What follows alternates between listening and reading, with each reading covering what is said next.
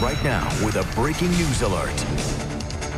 And good morning. We do want to get right to that breaking news. This morning, the nation is remembering the victims of the Orlando mass shooting. 49 people were killed, including that gunman, 53 injured, when a man who pledged his allegiance to ISIS opened fire in a gay nightclub in Orlando called Pulse. Yeah, that man, identified as 29-year-old Omar Mateen from Fort Pierce, about 120 miles from Orlando. The FBI interviewed him in 2013 and 2014. But they did not find him to be a threat, though they did find him to be suspicious, which is what led to those interviews. Mateen walked in at 2 o'clock in the morning to Pulse and started shooting. Police have found 3 weapons, 2 in his possession, the other in a car. During the attack, he called 911 and pledged his allegiance to ISIS. He also mentioned the Boston Marathon bombers, the Tsarnaev brothers. Now, here is video. It was recorded inside the nightclub. This was minutes before the shooting broke out.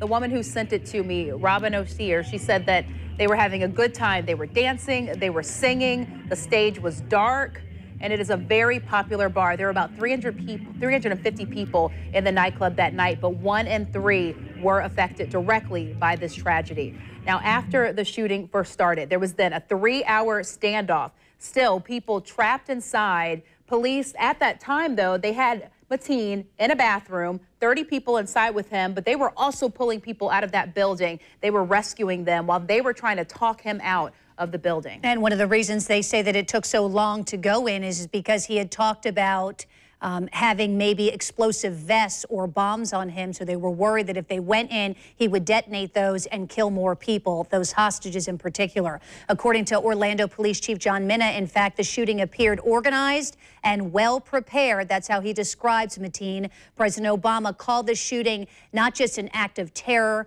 but also an act of hate. We do have crews in Orlando and here in Jacksonville covering this tragedy. We begin first with Bruce Hamilton. Bruce, good morning. News conference at 7:30 this morning. We learned some new information from investigators. Number 1, there were 49 victims. The death toll is at 50. That includes the shooter himself. Not all the next of kin have been notified. That's proving to be one of the biggest challenges because they're not all just here in Orlando or even the state of Florida. They are spread out across the nation. So police investigators continue their efforts to try and contact all the next of kin before they release all of the names involved. As for the biggest challenges for police right now, they are following as many as 100 different leads.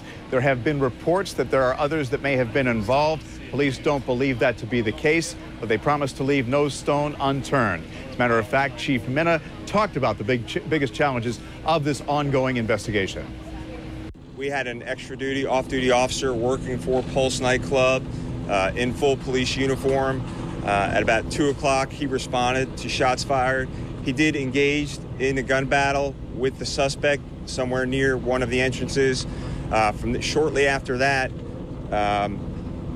additional officers responded. Those additional officers made entry while the suspect was shooting, engaged in another gun battle with the suspect, forced him to stop shooting and retreat to the bathroom where we believe he had several hostages. Orlando Police Chief John Minna detailing the timeline of events. This started unfolding about 2 o'clock in the morning. At 2:02 a.m., the people who run the Pulse nightclub tweeted, "Those of you in the nightclub, get out and run." By 5 o'clock, SWAT moved in. Minutes later, this was over.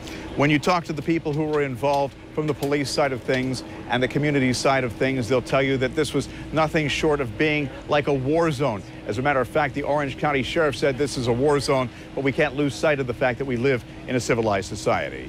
The men and women were certainly touched by this. Many of them saw some carnage that they would never ever see in any other location. If you think about it, this is not a war zone that we are living in. This is a civilized society, and we had to deal with something unthinkable in which 50 people, 49 victims, and an individual died yesterday, and many of these law enforcement officers had to go in and observe that.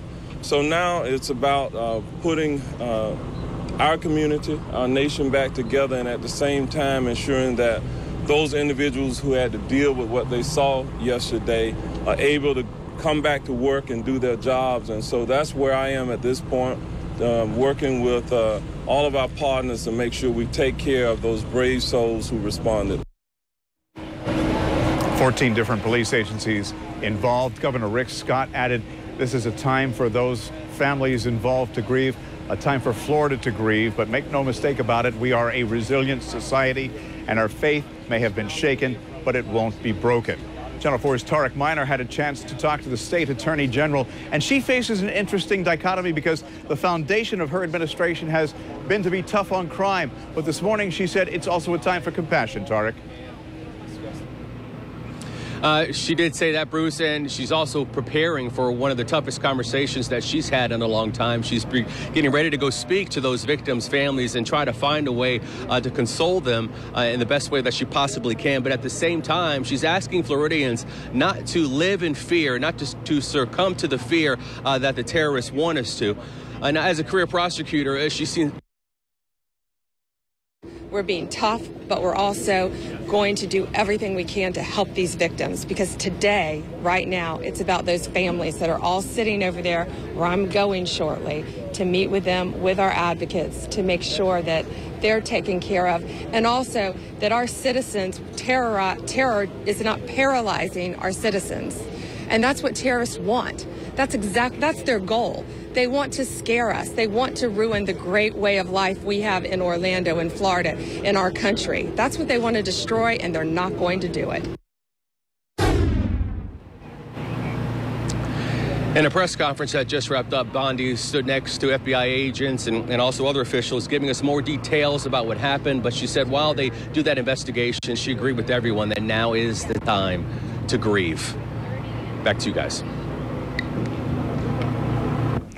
Thank you very much, Tarek. The nightclub terror is certainly the deadliest mass shooting as we have reported it here in the United States, and it's the nation's worst terror attack since September 11th. 49 people were killed, 53 people injured. Channel 4's Heather Lee live at the hospital there in Orlando where victims are recovering. Heather, we are getting some of the stories about these people. The youngest victim's just 20 years old. He was a dancer. He was also a barista. You know, these family members, they are still just grieving this morning.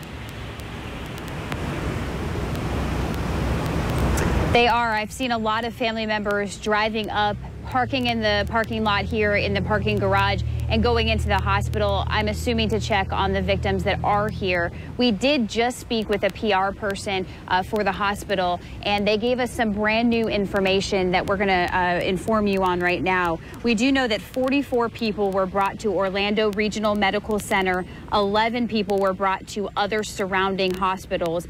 9 people passed away at this specific hospital. Some were deceased upon arrival. Now, the hospital here currently has 43 victims still in the hospital. We know that one was released yesterday. Hospital staff says operations went into late last night. They had about 27 total procedures yesterday. Doctors identified the most critical injuries yesterday and then took care of those first. Some non-life-threatening injuries will still need treatment and surgery today, and we're hearing that 6 surgeries are remaining for today, at least here at this hospital, and some are currently in the operating room as we speak. It has just been an emotional roller coaster for family members here, not knowing whether their loved ones are okay, whether they lost their lives to their injuries. It has just been very, very upsetting, and I know family members are just wanting those answers. And we did speak with a man yesterday who says that he's here because a lot of these victims don't have family members, so he's here to be there for support. Some cases, we don't have family, and we're all we have. And they are calling names, and there's no family to claim for that people. And that's why I'm here, because I have friends, and even though they might not let me know much, I'm still here to see if they're okay, and if I can get to see them again.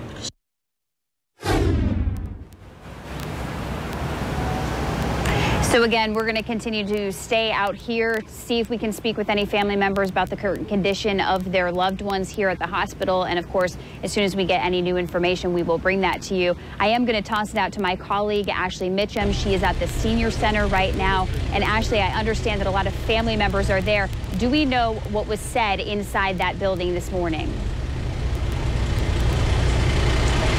Heather, we don't know for sure what was said, but we do know that family and friends were asked to come to this senior center to get an update on their loved one's condition. Many of them, haven't spoken to their loved one, haven't been able to get in touch with them. They don't know if they're alive or dead or injured. They're just devastated right now. And all the families yesterday really were gathering around the hospital as well as the hotel near the hospital looking for 50 people, including the shooter. I know the law enforcement is doing everything that they can to get these names out as soon as they can, but we need to know. We need to know. We're out here with no batteries on our cell phones. We haven't slept. We haven't ate. We're sick about this whole situation. Shane, please, somebody, please, please, please. And of course, you're hearing from that woman, and that interview was from yesterday. We now know that 48 of the 49 victims have, in fact, been identified. 26 names and have been released of those victims to family, to next of kin. They are working very hard. They said that that is their priority right now, so that next of kin does not have to sit and wait to find out if the loved one that they've been constantly calling and isn't answering is among those that died. Oh, there are a lot of questions, because with 50 people who died and 53 still in the hospital, you just don't know which bunch your loved one is in. And when you look at the numbers, with that many people affected by this, that is 1 in 3 people inside of that nightclub who were affected. And we're getting some of the people, 20 years old, the youngest, and people in their 30s, and victims of this senseless tragedy. We'll continue to follow this breaking news alert this morning. If you were watching, we took a news conference live, so any new information, you can hear it here on News4JAX. And this tragedy does affect many people here in Jacksonville as well. Yeah, how authorities here are responding.